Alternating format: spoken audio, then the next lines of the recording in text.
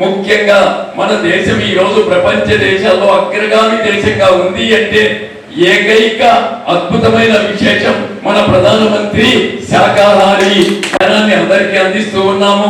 ఈ రోజు ప్రపంచానికి కావాలి ఒకటి ఆరోగ్యము, రెండు మనశ్శాంతి. మంత్రి గారు మన ప్రియతమ చంద్రబాబు నాయుడు గారు రోజు 3 గంటలు ధ్యానం చేస్తారు. ఈ రోజు రాజకీయ నాయకులకు చాలా చాలా అవసరం.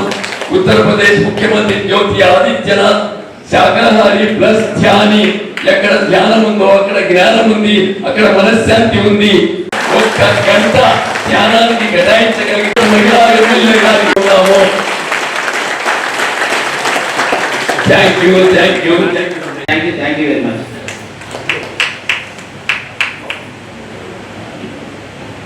అందరికీ నమస్కారం. సంబంధించినటువంటి గౌతమ్ తన జీవితాన్ని ఈ సమాజం కోసం ఆయన అంకితం చేశారు. కొంచెం ఒక 2 నిమిషాలు, ఎందుకంటే లాస్ట్ ఇయర్ మనము వినాయక చవితి జరుపుకున్నాం, ఈ సంవత్సరం వినాయక చవితి జరుపుకున్నాం. చూడండి, ఆ విషయాన్ని గమనించండి. ప్రకృతి బాగుంటే మనిషి బాగుంటాడు, ప్రకృతి బాగుంటే మనిషి ప్రశాంతమైన జీవనం సాగించగలడు అన్నటువంటి లక్ష్యంతో మొక్కలు నాటడము, అలాగే ప్రకృతిని పరిశుభ్రంగా ఉంచడం అన్నటువంటి 2 కాన్సెప్ట్ తీసుకోవడము నిజంగా మామూలు వ్యవహారం కాదు. ఖచ్చితంగా మీరు 10 గంటల్లో చేసేటటువంటి పనిని 2 గంటల మనం చేయగలుగుతాం. అలాగే మీరు ఇంకా శాకాహారిగా మారాలని కూడా మేము హృదయపూర్వకంగా కోరుకుంటున్నాం మేడం. మీరు శాకాహారిగా మారితే ఈ సమాజానికి మీరు ఎంతో అద్భుతమైనటువంటి సందేశాన్ని ఇవ్వగలుగుతారు. అలాగే ఈ ధ్యానాన్ని ముందుకు తీసుకెళ్లాలని చెప్పి కోరుకుంటూ, ధ్యానాన్ని ప్రమోట్ చేయాలని చెప్పి కోరుకుంటూ నా సందేశాన్ని వినిపిస్తున్నాను. Thank you sir. ధ్యానం మన సొసైటీ తరఫున సన్మాన కార్యక్రమం జరుగుతుంది.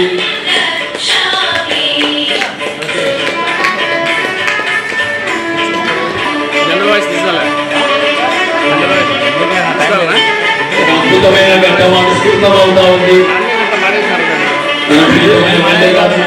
ఆరోగ్యాలతో ఆనందంగా పథకాలను జీవించాలని, కడప నగరాన్ని ఒక మహానగరంగా తీర్చిదిద్దాలని, భవిష్యత్తులో ఎన్నో అద్భుతాలు సాధించాలని పిరమిడ్ సొసైటీ కడప సమాజం కోరుకుంటూ ఉంది.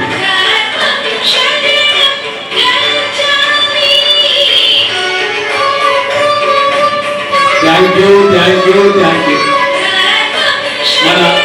మన ప్రీతమ గురువు గారు చంద్రపతి రాజారావు గారికి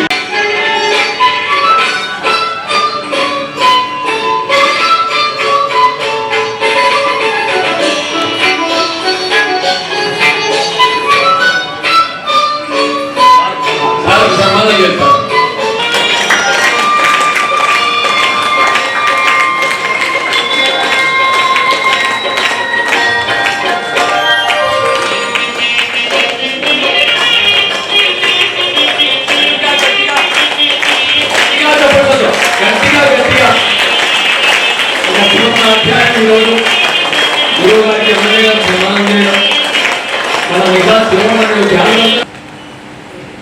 ఒక గొప్ప ఆలోచనతో ధ్యానం చేస్తూ వీళ్ళందరూ ఇక్కడ గ్యాదర్ అయ్యి ధ్యానంతో పాటు ఎన్నో సామాజిక స్పృహతో ముందుకెళ్తున్నారని నేను అనుకుంటున్నాను. మీరు ఇక్కడ చేరుకున్నారంటే ఏం జరుగుతోంది సమాజంలో అనేది కూడా మీరు మాట్లాడుకుంటారు. ఒక్కొక్కరు సోషల్ గ్యాదరింగ్ ఏదైనా కావచ్చు, యోగా కావచ్చు, ధ్యానం కావచ్చు, ఇంకోటి ఏదైనా కావచ్చు, కానీ ఒక చోటకి గ్యాదర్ అవ్వడము, ఒక సోషల్ అవేర్నెస్ మనలో మనం తెచ్చుకోవడం అనేది చాలా ఇంపార్టెంట్. ధ్యానం ఇవన్నీ మనల్ని బ్యాలెన్స్ చేసుకోవడానికి చేసేవి మెథడ్స్ అని నేను అనుకుంటున్నాను. అంటే నాకు అర్థమైంది ఏంటంటే ఇవన్నీ ఉంటాయి కదా, వేరే వాళ్ళ మీద ఫోకస్ అంతా మన మీద మనం ఫోకస్ చేసుకోకపోవడం వల్ల దానికి ఉన్న మెథడ్సే ధ్యానం కానీ, పూజలు చేసుకోవడం కానీ, యోగా కానీ, బుక్ రీడింగ్ కానీ, వాట్ ఎవర్. ఇవన్నీ మనల్ని పక్కజోళ్ళ జోలికి పోకుండా, పక్కనోళ్ళ జోలికి పోకపోతే సగం పీస్ మనం మెయింటైన్ చేసినట్టే.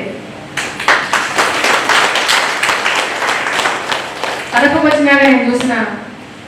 హైదరాబాద్లో ఉన్నప్పుడు నా పక్కన ఇంట్లో ఎవరు ఉంటారో కూడా నాకు తెలియదు, లిటరలీ నాకు తెలియదు.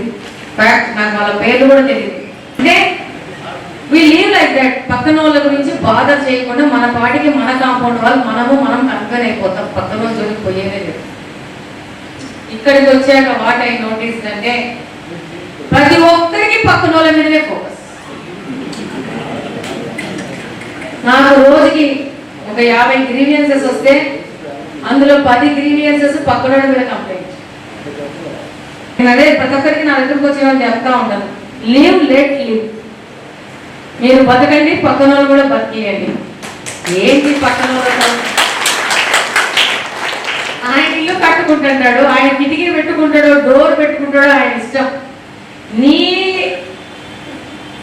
లైక్స్ డిస్లైక్స్ ప్రకారం, నీ థాట్ ప్రాసెస్ ప్రకారం ఇక్కడ డోర్ పెట్టాలి, అక్కడ డోర్ పెట్టకూడదు అనేది నేనైతే నెవర్, నాకు అసలు అర్థం కూడా కావట్లేదు. అది నా ఇల్లు, నేను కట్టుకున్న ప్రాపర్టీ, నాకు నచ్చినట్టు నేను డోర్ పెట్టుకుంటాను, నాకు నచ్చినట్టు నేను కిటికీ పెట్టుకుంటాను, నాకు నచ్చినట్టు నేను ఇల్లు కట్టుకుంటాను, నాకు నచ్చిన బండ వేసుకుంటాను, నాకు నచ్చిన కలర్ పెయింట్ నేను వేసుకుంటాను. పక్కనోడికి దాంట్లో బాధ వేసినందుకు నాకు అర్థం కాదు. అందులో కూర్చొని వాళ్ళిద్దరిని గెలిపించేసి ఈడి గడ్డ బతిమాలి, ఆయన గడ్డ బతిమాలి, వద్దులే అమ్మా కొంచెం సర్దుకో, పెట్టుకోనిలే పాపము, నేను పెట్టనీను, నువ్వు పెట్టనీకపోతే మళ్ళీ మేము ఇంకో రకంగా యాక్ట్ చేయాల్సి వస్తుంది, వాళ్ళని పెట్టనీకి అలౌ చెయ్యి పాపం అని చెప్పుకోవాల్సి వస్తాను. వీళ్ళందరూ మెడిటేషన్ స్టార్ట్ చేస్తే, యోగా స్టార్ట్ చేస్తే వాళ్ళు వీళ్ళ గురించి పట్టించుకుంటూ, వీళ్ళు వాళ్ళ గురించి పట్టించుకోరు, ఎవరు యోగాలో వాళ్ళు ఉంటారు. కాబట్టి నేను ఈ పిరమిడ్ ప్రోగ్రాం ద్వారా ఇంకా దీన్ని ముందుకు తీసుకోపోండి, కొత్త కొత్త మెంబర్లను చేర్పించుకోండి. నేను అనుకుంటాను నాకు మెడిటేషన్ అవసరం లేదు, నాకు మెడిటేషన్ మా వాళ్ళే ఇచ్చేస్తున్నారు రోజుకి. చాలా మంది మా ఆయన చెప్తూ ఉంటాడు, నేను చాలా హైపర్ యాక్టివ్, ప్రతి దానికి టప్పని రియాక్ట్ అవుతూ ఉంటాను, కామ్ డౌన్ అంటుంటాడు. నేను ఇప్పుడు ఏమి ఎఫర్ట్ పెట్టాల్సిన అవసరం లేదు కామ్ డౌన్కి. మా వాళ్ళు ఇంట్లో వచ్చే 100 గ్రీవియన్సెసే నన్ను కామ్ డౌన్ చేసేస్తాడు. ఎందుకంటే ఒక లెవెల్ కాబట్టి ఇక్కడ నొప్పి వస్తూ ఉంటుంది నాకు ఇంటా ఉంటే. సో నేను గమ్ముని వింటుంటా, ఏం చెప్పకుండా. ఇప్పుడు రియాక్ట్ అవ్వట్లేదు. ఫస్ట్ మంత్లో రియాక్ట్ అయినట్టు 2వ మంత్లో లేదు, 2వ మంత్లో రియాక్ట్ అయినట్టు 3వ మంత్లో లేదు. ఎందుకంటే ప్రతి ఒక్క ట్రూత్కి 2 ట్రూత్స్ ఉంటున్నాయి. ఒక మనిషి వచ్చి చెప్పే ఒక నిజానికి ఇంకొక నిజం కూడా ఉంటా ఉంది ఇక్కడ. మన శక్తి అయ్యో అన్యాయం జరిగిపోయింది ఈ వ్యక్తికి, ఈ మహిళకి, ఈ అమ్మాయికి, అయ్యో ఈ మా హస్బెండ్ వదిలేసినట్టే అక్కడ ఇంకో ట్రూత్ వస్తుంది బయట వాళ్ళు వచ్చాక. అంటే రియాక్ట్ అవ్వడం కానీ మనకి మెడిటేషన్ అవసరం. మనల్ని బాగా కూల్ డౌన్ చేసేసి మెడిటేషన్ చేపించేస్తాను. ఆ మోడ్లోకి ఆటోమేటిక్గా రోజుకు 10 గంటలు పోతున్నా మెడిటేషన్. కాబట్టి ఒకటే రిక్వెస్ట్, చాలా మంచి ప్రోగ్రామ్ చేస్తున్నారు. యంగ్స్టర్స్ని దీంట్లో ఇన్వాల్వ్ చేసుకుంటే ఇంకా బెటర్. బికాస్ వాళ్ళు మెడిటేషన్ నేర్చుకొని వాట్ ఈజ్ లైఫ్ అనుకొని పిల్లోళ్ళు ముఖ్యంగా టీనేజ్ నుంచి వాళ్ళు దీనికి అక్యుములేట్ అయిపోయేసి దీన్ని చేసుకుంటూ ముందుకెళ్తే చాలా మంచి సొసైటీ తయారవుతుంది. కాబట్టి డెఫినెట్గా మీరు చేస్తున్న ప్రోగ్రాం చాలా ప్రశంసించదగిన విషయము. ఇంకొకటి ఏంటంటే నా పేరు భగవతి వీరరాఘవరావు, మరి భీమవరం. నేను బ్రహ్మర్షి పత్రి గారి మార్గాన్ని అనుసరిస్తున్నాను. వారి శిష్యగణంలో ఒకరిని. మరి ఆయన బోధించినటువంటి ఈ శ్వాస మీద ధ్యాస ధ్యానాన్ని, అహింసా మార్గాన్ని ప్రతి ఒక్కరికి బోధించాలనే నా ఆశయం కూడా. అంచేత ఇక్కడ కడపలో కూడా ఈ 3 రోజుల క్లాసు మరి నిర్వహించడం జరిగింది.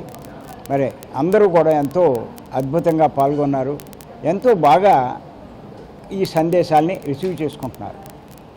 ఇంచేతంటే ధ్యానం చేయడం ద్వారా ప్రతి ఒక్కరూ జ్ఞానవంతులు అవుతారు.